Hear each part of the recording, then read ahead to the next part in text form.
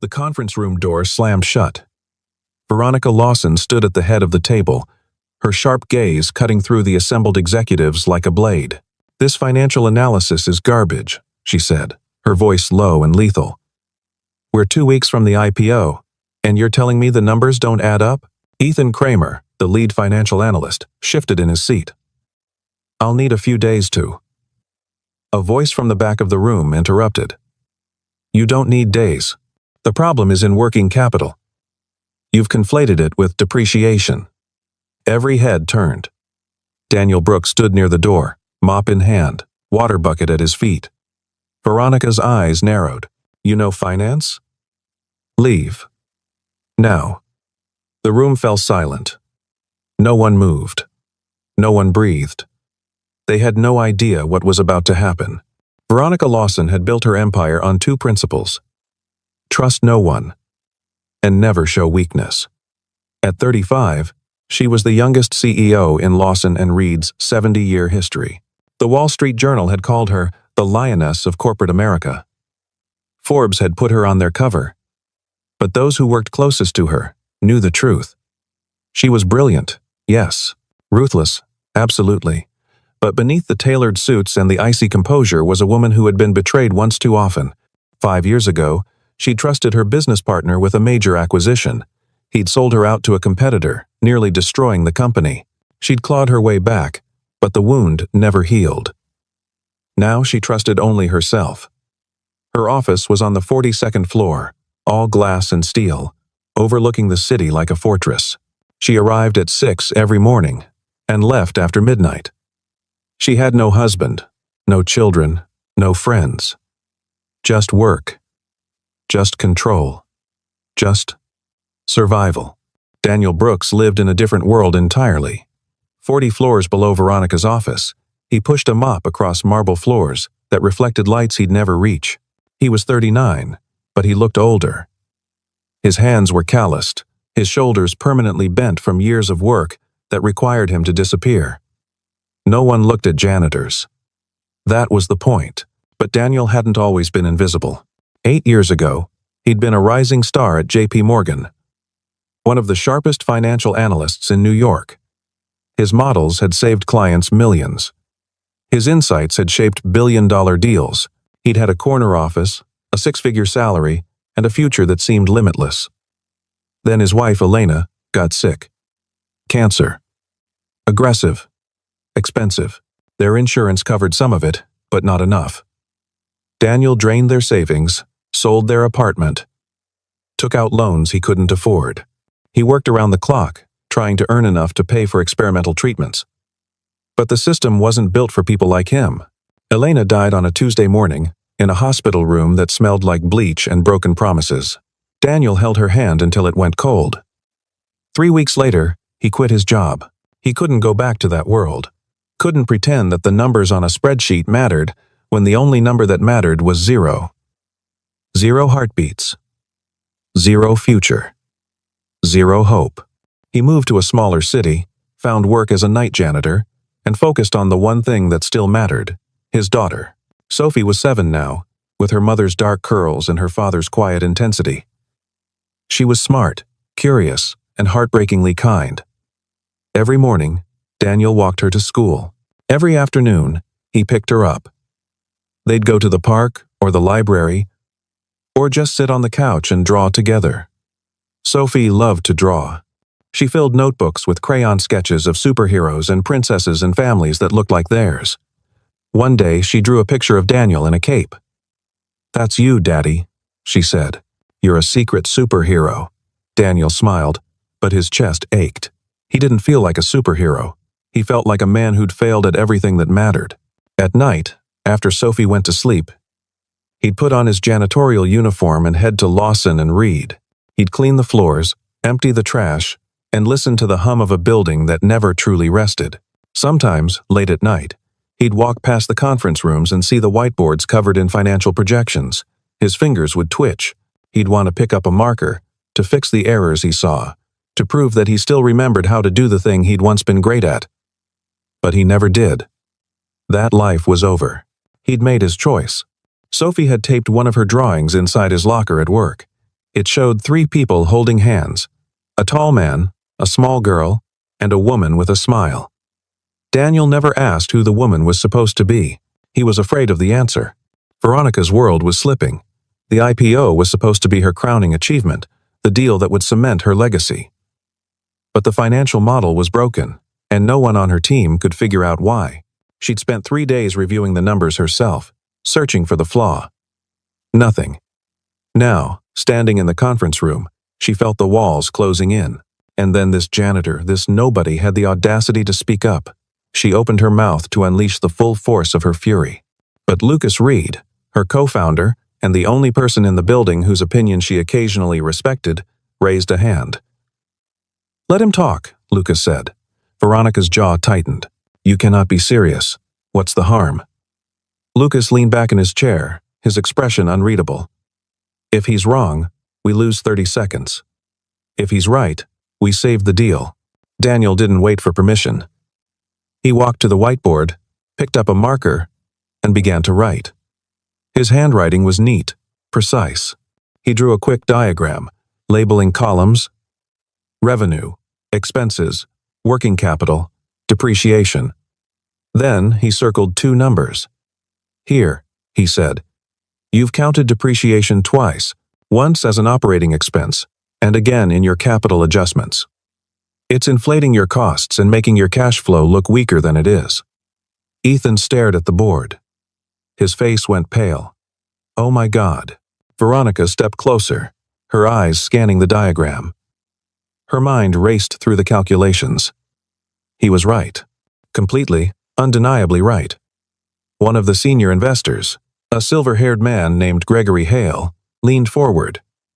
"Where did you learn to do that?" Daniel set the marker down. "Wharton."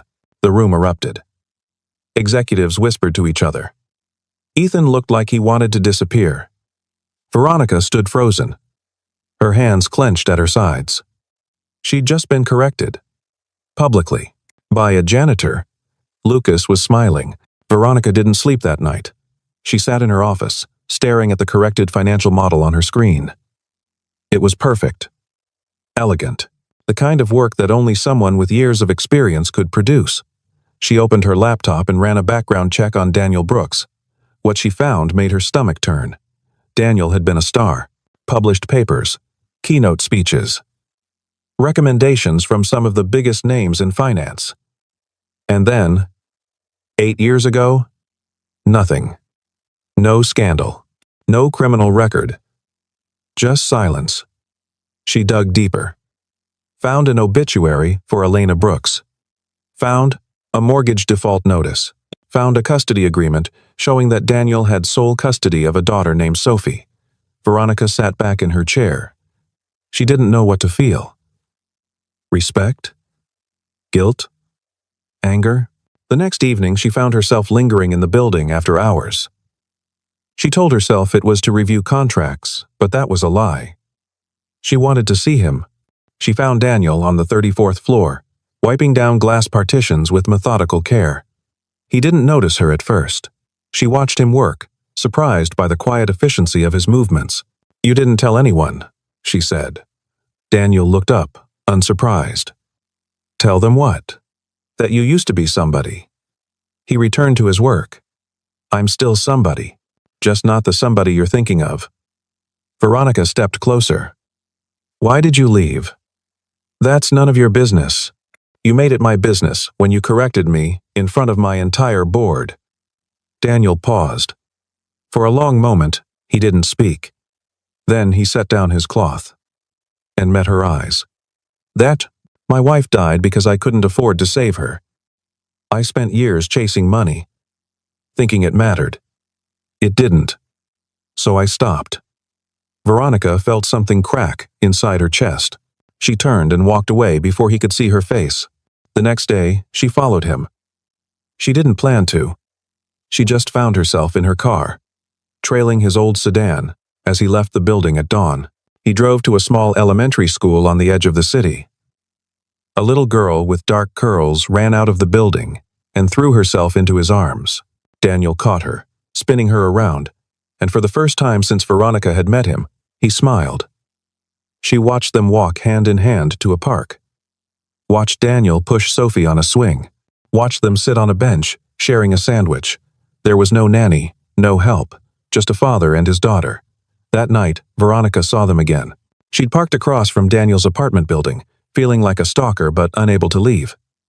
Through a ground-floor window, she saw Sophie sitting at a small table, drawing. Daniel sat beside her, his head resting on his hand, exhausted but present. Sophie held up a picture. "Daddy, do you like your job?" Daniel hesitated. "It's a job, sweetheart. But do people know you're smart?" He didn't answer. Veronica drove home and cried for the first time in 5 years. Lucas found her in her office the next morning. "I want to offer him a position," he said. Veronica looked up from her coffee. "As what?" "A janitor with a business card." "As a consultant." "Temporary. Just for the IPO." She shook her head. "The board will never approve it. The board will approve whatever we tell them to approve. You know that." Veronica stared out the window. She hated the idea. Hated that this man had disrupted her carefully controlled world. But she couldn't deny the truth. "They needed him. Fine," she said. "But I'm handling it." She found Daniel that evening in the storage closet, organizing cleaning supplies. "We want to hire you," she said without preamble. Daniel didn't look up. "I have a job. A real job. Restructuring the IPO financials. 3 weeks. $50,000. That got his attention. He turned to face her, his expression unreadable. "Why?"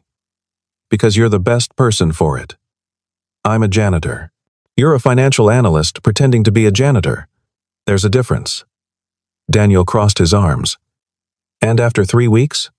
You go back to your life. We go back to ours." He studied her for a long moment. Then he nodded. "I'll need access to the raw data. And a quiet office." "Done." As she turned to leave, he spoke again. "I'm not doing this for you." Veronica stopped. "Then why?" "Because my daughter asked me if people know I'm smart. I'd like to show her the answer is yes." Daniel worked at night, after Sophie went to sleep. Veronica gave him a small office on the 39th floor, away from the executives who whispered about the janitor consultant. He didn't care. He had a whiteboard, a computer, and access to the company's financial records. That was all he needed. The IPO model was a mess, not just the working capital error, but a dozen smaller issues that compounded into chaos. Daniel worked through them methodically, rebuilding the structure from the ground up. At 2 in the morning, Veronica found him still at his desk, surrounded by spreadsheets. "You should go home," she said. "I will." Soon. She noticed a drawing taped to his monitor. A crayon sketch of a man at a desk, with "Daddy the Hero" written at the top in shaky letters. "Your daughter?" Veronica asked. "Sophie. She thinks I'm doing something important." "You are?" Daniel looked at her, surprised. It was the first kind thing she'd said to him. Veronica felt uncomfortable under his gaze. She left without another word. But the next morning, she had a coffee delivered to his office. No note, just coffee. 3 days later, Daniel finished the revised model. He presented it to Lucas and Veronica in a private meeting before bringing it to the full board. Lucas reviewed the numbers in silence, his expression growing more impressed with each page. "This is exceptional work," he said finally. Veronica said nothing. She'd already reviewed it. She knew it was perfect. But admitting that felt like surrendering ground she couldn't afford to lose. The board meeting was scheduled for the following afternoon. Veronica barely slept. When the time came, Daniel stood at the front of the conference room, the same space where she'd humiliated him 2 weeks earlier. This time, he wasn't holding a mop. He walked them through the revised model with calm precision, answering questions, clarifying assumptions, demonstrating a mastery of the material that left no room for doubt. Gregory Hale leaned back in his chair. "This is the best analysis I've seen in 20 years. Another board member nodded. "I move to approve the revised model." But then Charles Whitmore, a senior investor known for his traditional views, spoke up. "I have a question." The room fell silent. "Mr. Brooks," Whitmore said, his tone skeptical, "you're a janitor." Daniel met his gaze. I was a janitor. Now I'm a consultant. For 3 weeks. And then I go back to being a father. Whitmore smirked. So we're trusting our IPO to a man who mops floors. Is that what we've come to? Veronica felt a surge of anger rise in her chest. She opened her mouth to speak, but Daniel beat her to it. You're not trusting me, Daniel said evenly. You're trusting the work. If the work is wrong, reject it. But if it's right, it doesn't matter whether I mop floors or sit in a corner office. Whitmore had no response. Veronica stood. The work is right, she said, her voice cutting through the tension. Mr. Brooks identified an error that our entire financial team missed. He rebuilt a model that will save this IPO. And if anyone in this room has a problem with that, they can take it up with me.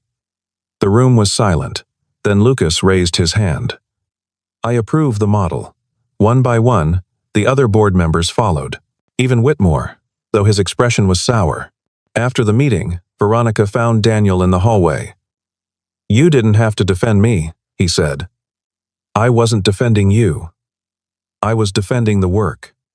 Is there a difference? She didn't answer. But as she walked away, she realized there was. And that terrified her. That night, Daniel waited by the elevators, ready to leave. Veronica stepped out of her office, her coat draped over one arm. They stood in awkward silence. Thank you, she said finally. For what? For being right. Daniel almost smiled. Is that hard for you to say? Harder than you know. They stepped into the elevator together.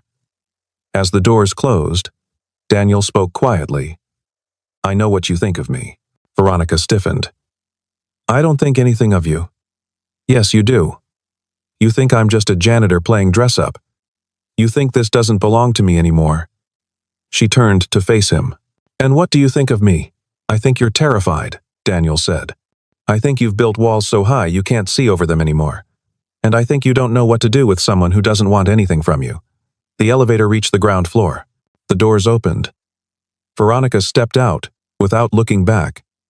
But her hands were shaking. Veronica couldn't stop thinking about him. It was infuriating. She'd spent years building a life where emotions didn't matter, where control was everything. And now this man, this quiet, broken man, had cracked something open inside her that she didn't know how to close. She started working later, not because she had more to do, but because she knew Daniel would be in the building.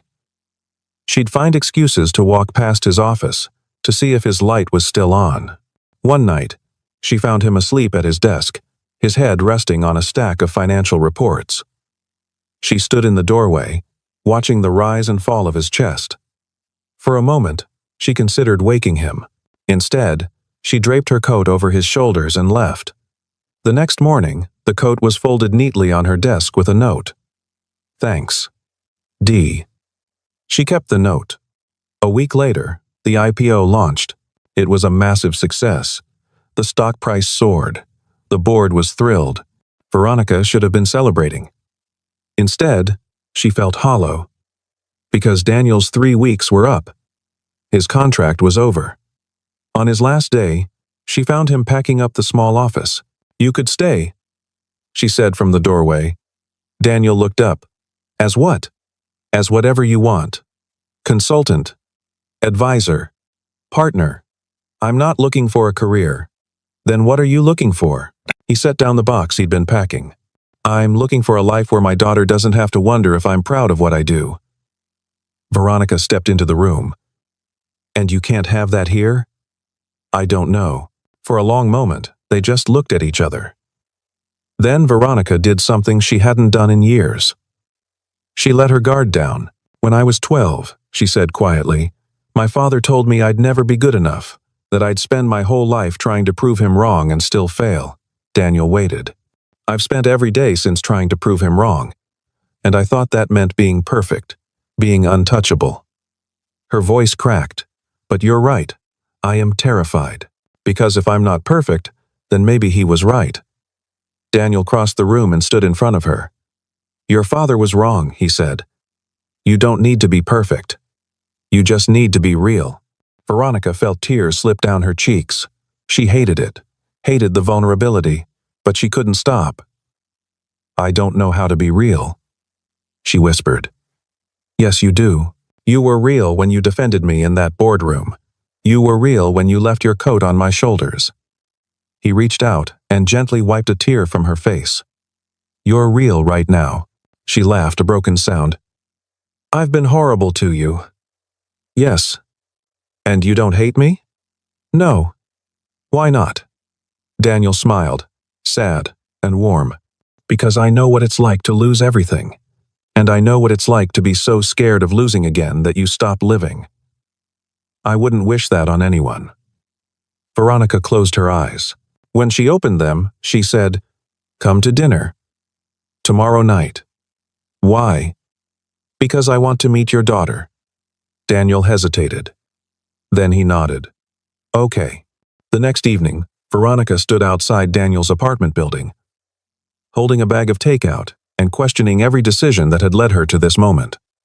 She almost turned around, but then the door opened, and Sophie appeared, her face lit with excitement. "Are you Daddy's friend?" Veronica crouched down to her level. "I think so. I'm Veronica." "I'm Sophie. Do you want to see my drawings?" Before Veronica could answer, Sophie grabbed her hand and pulled her inside. The apartment was small but warm.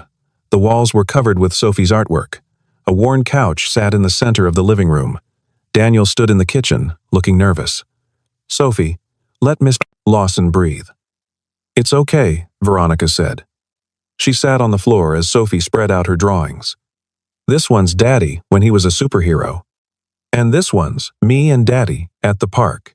And this one's—" She paused, holding up a drawing of 3 people holding hands. "This one's our family. Someday." Veronica's throat tightened. "It's beautiful." They ate dinner together, sitting around the small table. Sophie asked 100 questions. Her curiosity, boundless. Veronica found herself laughing, really laughing. For the first time in years. After dinner, Sophie fell asleep on the couch, her head resting on Veronica's lap. Daniel sat beside them, his expression soft. "She likes you," he said quietly. "I like her. She drew you, you know. In that picture. The woman holding our hands. She drew you before she even met you." Veronica looked down at the sleeping child, her heart breaking open. How did she know? Kids see things we don't. They sat in comfortable silence, until Daniel carried Sophie to bed. When he returned, Veronica was standing by the window, looking out at the city lights. "I don't know how to do this," she said. "Do what?" "Be a person. Be someone who belongs in a life like this." Daniel stepped beside her.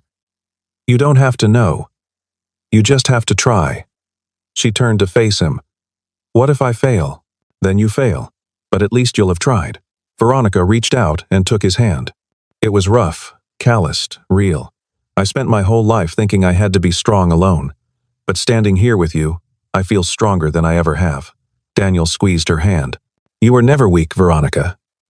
You were just afraid." "I'm still afraid." "So am I." They stood there, 2 broken people holding on to each other. And for the first time in years, neither of them felt alone. Over the next few weeks, things shifted. Lucas approached Daniel with an offer. A permanent position as a financial advisor. But this time, Daniel surprised everyone. He declined the title. "I don't want to be an employee," he said.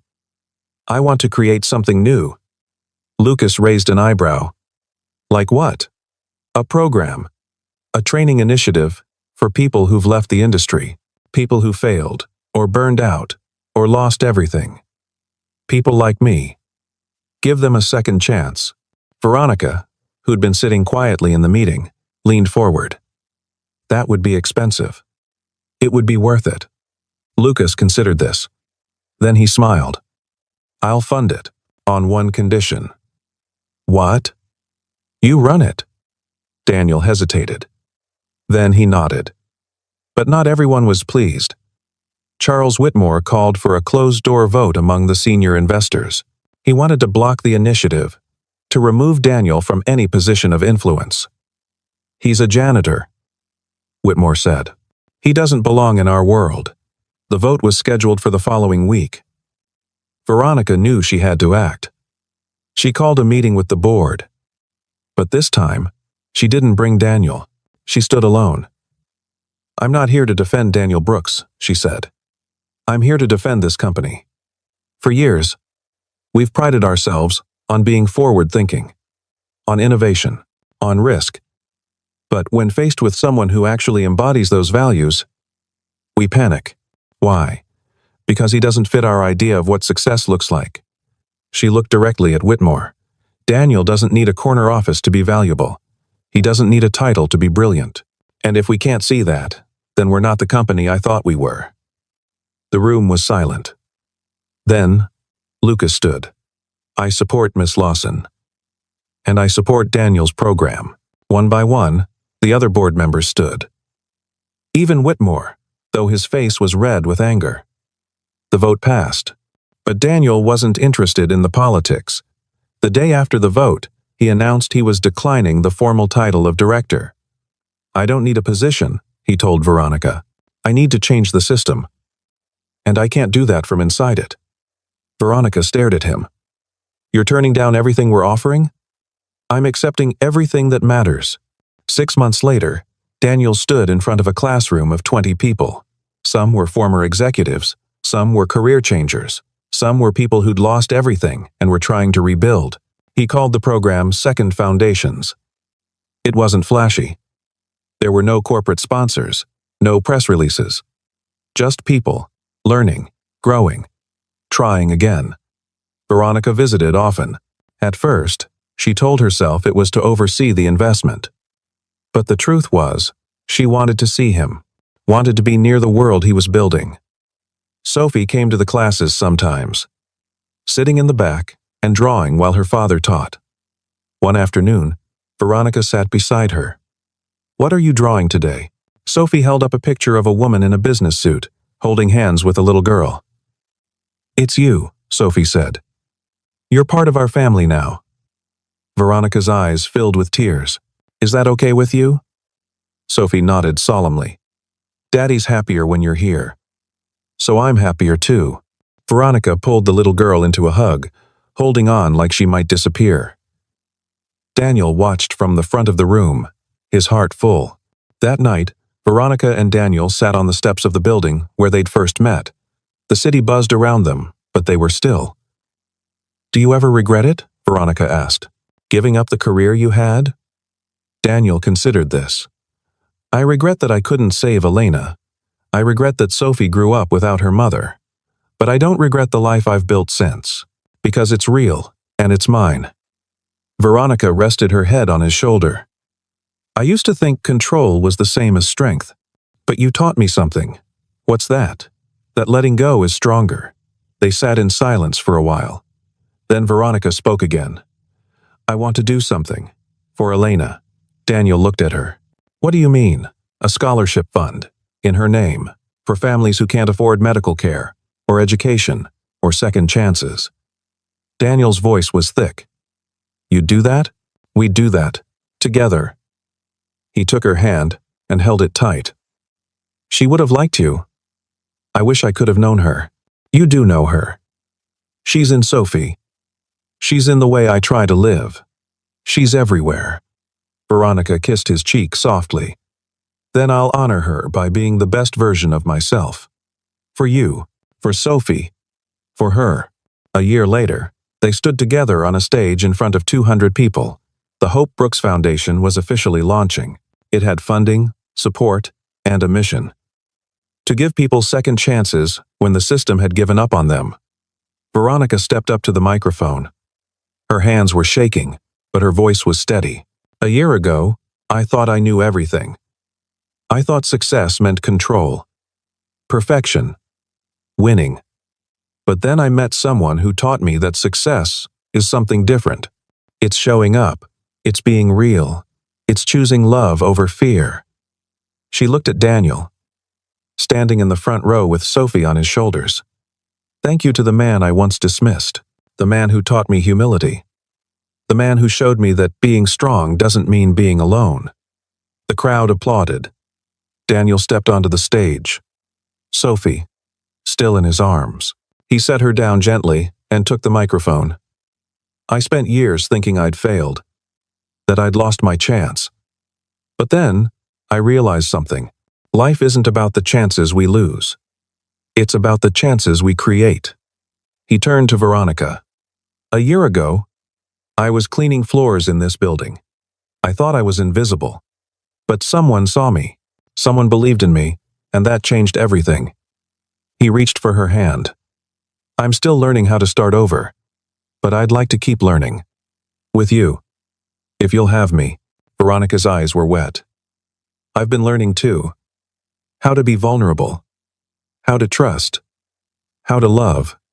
She smiled. And if you're still teaching, I'm still listening. Daniel pulled her close. Then let's keep learning together.